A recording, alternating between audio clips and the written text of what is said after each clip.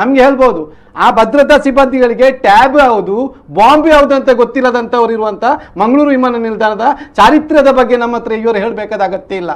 ನಾನಿಲ್ಲಿ ಕೇಳ್ತಾ ಇರೋದು 10 ತಾರೀಕಿನಂದು ಕಳೆದ ಶುಕ್ರವಾರದಂದು ಸಾಯಂಕಾಲ ನಮ್ಮ ಕುಂಜತ್ತೂರಿನ ಆಯಿಷಾರವರು, ಅಬ್ದುಲ್ ಖಾದರ್ ಅವರ ಪತ್ನಿ ಆಯಿಷಾರವರು ದೋಹಾ ಕತ್ತಾರಿಗೆ ಪ್ರಯಾಣ ಬೆಳೆಸ್ತಾ ಇದ್ದಾರೆ. ನಾವು ಆಲೋಚನೆ ಮಾಡಬೇಕು, ಅನಿವಾಸಿ NRIಗಳು ಯಾವ ರೀತಿ ಕಷ್ಟಪಟ್ಟು ವಿದೇಶಗಳಿಗೆ ಹೋಗಿ ಕಷ್ಟಪಟ್ಟು ದುಡಿದು ಬರುವವರು. ಇವರ ಗಂಡ ಅಬ್ದುಲ್ ಖಾದರ್ ಕತಾರ್ನಲ್ಲಿ ಒಬ್ಬ ಚಾಲಕ ವೃತ್ತಿಯನ್ನು ಮಾಡ್ತಿರುವವರು. ಇವರು ಹೆಂಡತಿ ಫ್ಯಾಮಿಲಿ ವೀಸಾ ಹಾಕಿಕೊಂಡು ಆಯಿಷಾರವರನ್ನು ಅಲ್ಲಿಗೆ ಕರೆಸ್ತಾರೆ.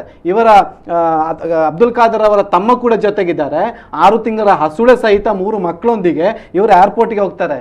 ಇಲ್ಲಿ ಪ್ರಶ್ನೆ ಇರುವುದು, ಇವರು ಹೇಳ್ತಾರೆ ಏರ್ಪೋರ್ಟ್ ಅಥಾರಿಟಿಗೆ ಅದೇ ಜವಾಬ್ದಾರಿ ಇಲ್ಲ ಅಂತ. ನಾನು ಕೇಳುವಂಥ ಪ್ರಶ್ನೆ, ಈ ಮಹಿಳೆ ಇದು ಪ್ರಥಮ ಬಾರಿಗೆ ಹೋಗುವುದಲ್ಲ, ಇದಕ್ಕಿಂತ ಮೊದಲು ಈ ಮಹಿಳೆ ಹೋಗಿದ್ದಾರೆ, ವಿದೇಶಗಳಿಗೆ ಹೋಗಿದ್ದಾರೆ, ಯಾತ್ರೆ ಮಾಡಿದ್ದಾರೆ. ಇಲ್ಲಿ ನನ್ನ ಪ್ರಶ್ನೆ, ಆಯಿಷಾರವರು ಏರ್ಪೋರ್ಟ್ಗೆ ಹೋದಾಗ ನಾನು ಇವತ್ತು ಅವ್ರ ಹತ್ರ ನಾನು ಫೋನ್ನ ಮೂಲಕ ಸಂಪರ್ಕಿಸಿದ್ದೇನೆ, ಅವರ ಕುಟುಂಬಸ್ಥರ ಜೊತೆಗೆ ಮಾತನಾಡಿದ್ದೇನೆ.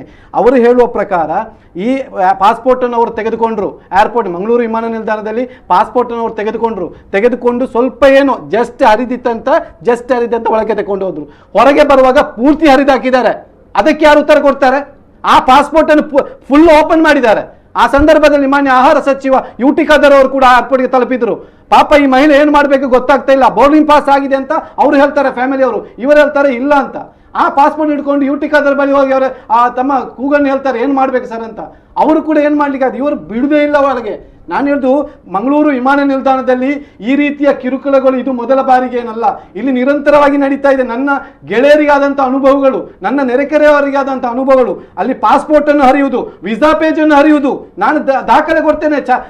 JT ರಾಧಾಕೃಷ್ಣ ಇರ್ಬೋದು, ವಾಸುದೇವರವರಿಗೆ ನಿವೃತ್ತರಾಗಿದ್ದಾರೆ, ನನಗೆ ಅವರ ಬಗ್ಗೆ ಯಾವುದೇ ತಪ್ಪು ಅಭಿಪ್ರಾಯ ಇಲ್ಲ. ಯಾಕೆಂತ ಹೇಳಿದ್ರೆ 1951ರಲ್ಲಿ ಬಜ್ಪೆ ಏರೋಡ್ರಮ್ ಆಗಿ ಪ್ರಾರಂಭಗೊಂಡಿರುವಂಥದ್ದು. ಅದರ ಬಳಿಕ ಪಂಡಿತ್ ಜವಾಹರ್ಲಾಲ್ ನೆಹರು ಅವರು ಆ ಏರ್ಪೋರ್ಟ್ಗೆ ಬಂದಿಳಿದಂಥ ಚರಿತ್ರೆಗಳು ಮಂಗಳೂರಿಗೆ ಇದೆ. ಮಂಗಳೂರಿನ ಇತಿಹಾಸದಲ್ಲಿ ಮಂಗಳೂರಿನ ಅಂತಾರಾಷ್ಟ್ರೀಯ ವಿಮಾನ ನಿಲ್ದಾಣದ ಶಿಲ್ಪಿಯಾಗಿದ್ದವರು ಇವತ್ತು ಇಲ್ಲಿ ಕೂತ್ಕೊಂಡಿರುವಂತವರು ವಾಸುದೇವರವರು. ಆ ಮಂಗಳೂರು ವಿಮಾನ ನಿಲ್ದಾಣಕ್ಕೆ ಅಂತಾರಾಷ್ಟ್ರೀಯ ಒಂದು ಗುಣಮಟ್ಟ ಬರಬೇಕಾದ್ರೆ ಇವರ ಪರಿಶ್ರಮ ಮತ್ತು ಇವರ ದೂರದೃಷ್ಟಿತ್ವದಿಂದ ಆ ಮಂಗಳೂರು ವಿಮಾನ ನಿಲ್ದಾಣ ರೂಪುಗೊಂಡಿದೆ, ಅಂತಾರಾಷ್ಟ್ರೀಯ ವಿಮಾನ ನಿಲ್ದಾಣವಾಗಿ ರೂಪುಗೊಂಡಿದೆ. ಆ ಸಂದರ್ಭದಲ್ಲಿ ಅತಿ ಹೆಚ್ಚು ಸಂತೋಷ ಪಟ್ಟವರು ಮಂಗಳೂರಿನ ಆಸುಪಾಸಿನವರು ಮತ್ತು ಕಾಸರಗೋಡು ಕಣ್ಣೂರು ಜಿಲ್ಲೆಯವರು. ಆದರೆ ಆ ಬಳಿಕ ಈ ವಿಮಾನ ನಿಲ್ದಾಣದಲ್ಲಿ ಏನಾಗ್ತಾ ಇದೆ ಅಂತ ಹೇಳಿದ್ರೆ, ಈ ಆಯಿಷಾರವರ ಪ್ರಕರಣವನ್ನು ತೆಗೆದು ನೋಡಿ, ಸ್ವಲ್ಪ ಹರಿದಿ ಜಸ್ಟ್ ಓಪನ್ ಇತ್ತಂತೆ, ಅದನ್ನು ಪೂರ್ತಿ ಹರಿದು ತಂದು ಅವಳ ಕೈ ಕೊಟ್ಟು ನಿನಗೆ ಹೋಗ್ಲಿಕ್ಕೆ ಆಗುದಿಲ್ಲ ಅಂತ ಹೇಳ್ತಾರೆ. JT ರಾಧಾಕೃಷ್ಣ ಹೇಳಿದ್ದು ಕಂಪ್ಲೀಟ್ ಸುಳ್ಳು. ಅದನ್ನು ನಾವು ಒಪ್ಪಲಿಕ್ಕೆ ಸಾಧ್ಯನೇ ಇಲ್ಲ. ಅವರನ್ನು ಸಂರಕ್ಷಣೆ ಮಾಡುವಂತೆ ಕೆಲಸ ಮಾಡ್ತಿದ್ದಾರೆ. ಇದರೊಳಗೆ ಈ ಅಂತಾರಾಷ್ಟ್ರೀಯ ವಿಮಾನ ನಿಲ್ದಾಣದೊಳಗೆ ನಮಗೆ ಗೊತ್ತಿಲ್ಲ, ಏರ್ಲೈನ್ಸಿನವರು ಏನು ಟ್ಯಾಕ್ಸಿ ಹೋಗ್ತಾ ಇದೆ ಏರ್ಪೋರ್ಟ್ನ ಒಳಗಿಂದ ವಿದೇಶಗಳಿಗೆ, ಫ್ಲೈಟ್ ಹೋಗ್ತಾ ಇರುವಂಥದ್ದು. ಅಲ್ಲಿರುವಂಥ ಭದ್ರತೆಗಳ ಬಗ್ಗೆ ಅವರು ಮಾತಾಡಲಿ ರಾಧಾಕೃಷ್ಣ ಅವರು, ಅವರಿಗೆ ಕನೆಕ್ಟ್ ಕೊಡಿ. ನಾನು ಕೇಳ್ತೇನೆ ಹೊರತ ಪ್ರಶ್ನೆ, ಇಲ್ಲಿ ಹೇಳುವಂಥದ್ದು ಅದನ್ನು ಪೂರ್ತಿ ಹರಿದು ಕೊಟ್ಟಿದ್ದಾರೆ.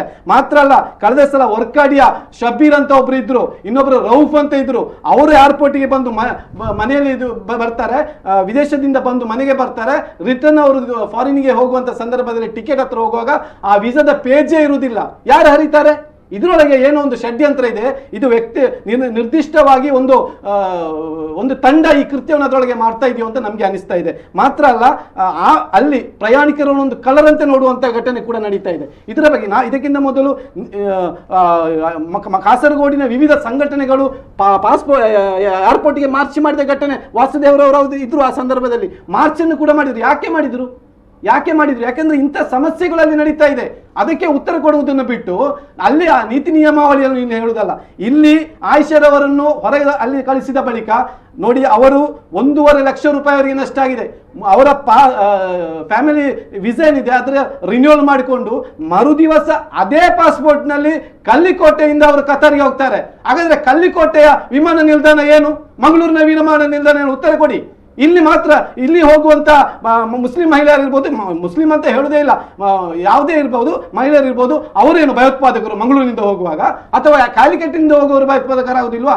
ಯಾವ ಉದ್ದೇಶಕ್ಕೋಸ್ಕರ ಇವರನ್ನು ತಡೆ ನಿಲ್ಲಿಸ್ತಾರೆ? ಇದು ನಾವು ನ್ಯಾಯಯುತವಾಗಿ ಹೋರಾಟ ಬಿಡುವುದಿಲ್ಲ. ಯಾವ ರೀತಿಯ ಹೋರಾಟಕ್ಕೂ ಕೂಡ ನಾವು ಸಿದ್ಧರಿದ್ದೇವೆ. ಇದಕ್ಕೆ ಅವರು ಸ್ಪಷ್ಟವಾದ ಉತ್ತರವನ್ನು ಕೊಡಬೇಕು. ಓಕೆ, ಹರ್ಷದ್ ಹೊರಕಡಿಯವರೇ.